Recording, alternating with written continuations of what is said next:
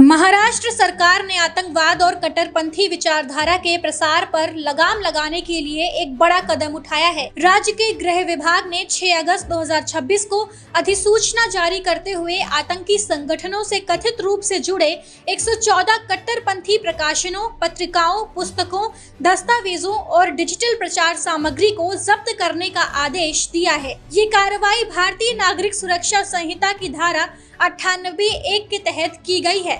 सरकार के अनुसार इन सामग्रियों के माध्यम से कट्टरपंथी विचारधारा और आतंकवादी गतिविधियों को बढ़ावा देने का प्रयास किया जा रहा था। गृह विभाग की ओर से जारी अधिसूचना के मुताबिक कई प्रतिबंधित संगठनों से जुड़ा साहित्य और डिजिटल सामग्री लगातार प्रसारित की जा रही थी। जांच में पाया गया कि इन प्रकाशनों के जरिए हिंसक उग्रवाद और जिहाद का महिमा मंडन किया जा रहा था। इसके साथ ही युवाओं को कट्टरपंथ की ओर आकर्षित करने, आतंकवादी संगठनों में भर्ती के लिए प्रेरित करने और चरमपंथी विचारधारा फैलाने का भी प्रयास किया जा रहा था।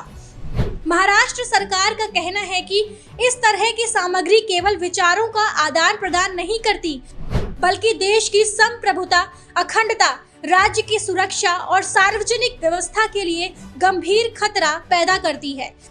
सरकार के अनुसार इन प्रकाशनों का संबंध ISIS, Hizbul Mujahideen, al Qaeda in Indian subcontinent और UAPA की पहली अनुसूची में शामिल अन्य आतंकी संगठनों और उनसे जुड़े online platform, website, social media और एन्क्रिप्टेड नेटवर्क से है। नेट के ऊपर, डार्क नेट के ऊपर या कुछ अलग अलग प्रकार के पब्लिकेशंस के माध्यम से कुछ इस प्रकार की किताबें कि जिन किताबों में बड़े पैमाने पर रेडिकलाइजेशन करना, बॉम्ब कैसे तैयार करे, हमला कैसे करे, इस प्रकार की कई चीज़ें उनमें दिखाई दे रही थी।